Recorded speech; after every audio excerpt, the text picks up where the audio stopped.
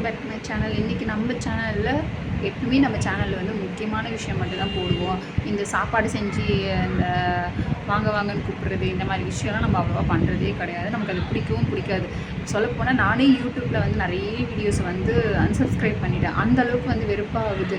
சும்மா இந்த மீன் வாங்குறது இது வாங்குறது அது வந்து நீங்கள் ப்ராங்கடாக நல்லா யோசிச்சு பாருங்கள். எப்பவுமே ரிப்பீட்டட் வீடியோஸ் தான் நிறைய போடுவாங்க.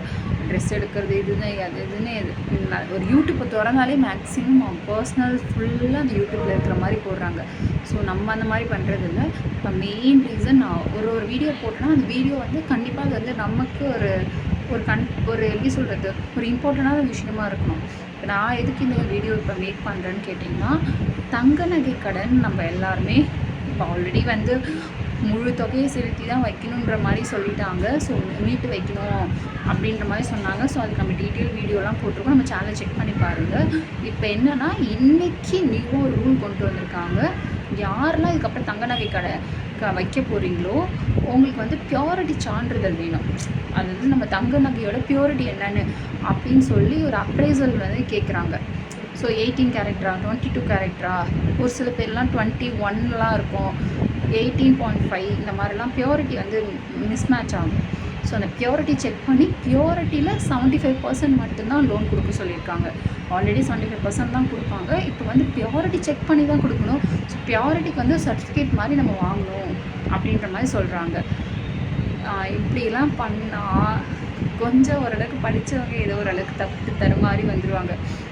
இப்போ வில்லேஜ் சைடில் இருக்கிறவங்களாம் எப்படி இதை சமாளிப்பாங்க, எப்படி அந்த கோல்டு லோனை வைப்பாங்க? கோல்டு மெயினாக வாங்குறதே அவசரத்துக்கு வைக்கிறதுக்கு தான். இப்போ என்னென்னா மறுபடியும் அடகு கடையில் போய் வைக்கிற நிலைமைக்கு வந்துடுவோம் பிறகு.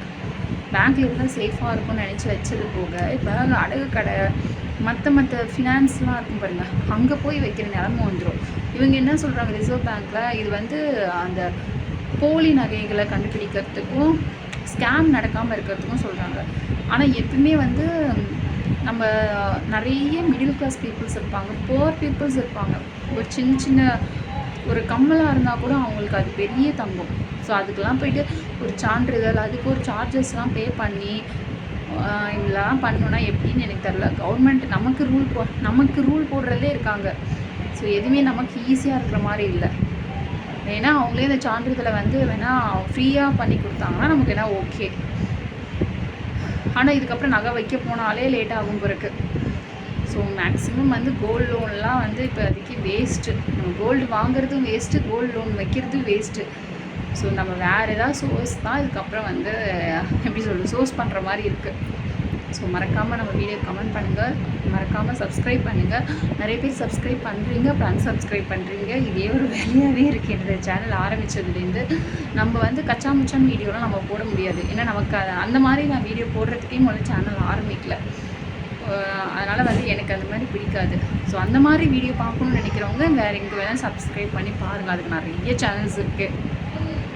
இதோ அம்மா வீட்டுக்கு போகிறேன், ஆயா வீட்டுக்கு போகிறேன், அங்கே போகிறேன், இங்கே போகிறேன், பேம்பஸ் வாங்குகிறேன், இதெல்லாம் ஒரு வீடியோவாக போடுவாங்க.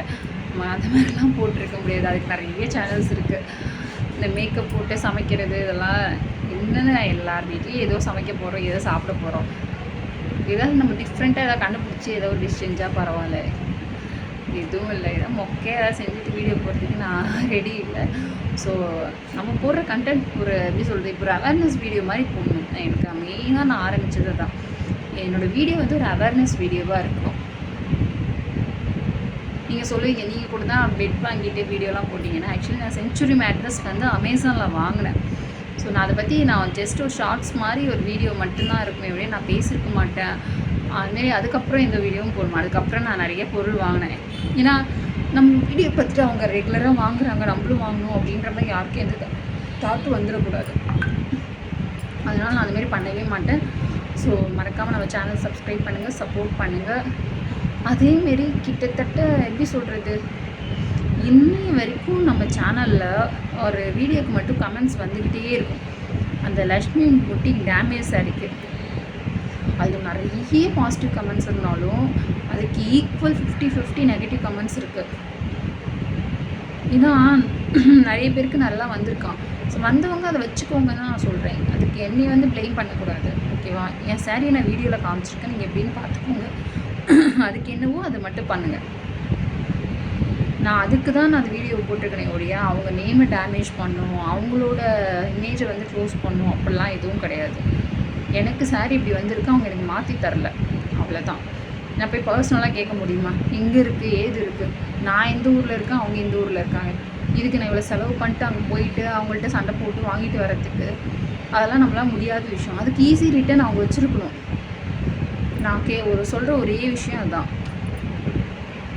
சரி, ஓகே, இதோட இந்த வீடியோ முடிக்கிறேன். தேங்க்யூ, பாய்.